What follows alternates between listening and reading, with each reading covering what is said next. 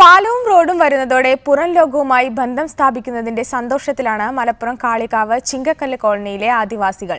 പശ്ചിമഘട്ട മലനിരകളിൽ silent Valley national പാർക്കിനോട് ചേർന്നാണ് ചിങ്കക്കല്ല് കോളനി. 15 ആദിവാസി കുടുംബങ്ങളാണ് ചിങ്കക്കല്ല് കോളനിയിലുള്ളത്. പുറം ലോകവുമായി ബന്ധപ്പെടാൻ അടിസ്ഥാന സൗകര്യമില്ലാത്തതിനാൽ അപകട മരണങ്ങളും ദുരന്തങ്ങളും നിരവധിയുണ്ടായിട്ടുണ്ട് ഈ കോളനിയിൽ. അപകടം ഭയന്ന് കോളനിയിൽ താമസിക്കുന്ന കുട്ടികൾ സ്കൂളിൽ പോയിരുന്നില്ല.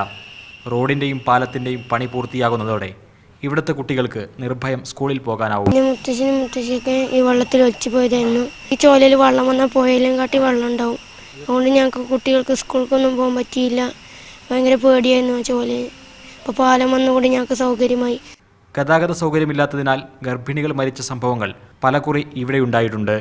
ചികിത്സയ്ക്കായി ആശുപത്രിയിലെത്താനുള്ള റോഡിന്റെയും പാലത്തിന്റെയും പണി പൂർത്തിയാകുന്നതും കാത്തിരിക്കുകയാണ് ഇവർ. ചാക്കിൽ കുത്തിയിട്ട് അങ്ങനെ ഞങ്ങളെ ഏറ്റിക്കൊണ്ടുപോകലാണ്.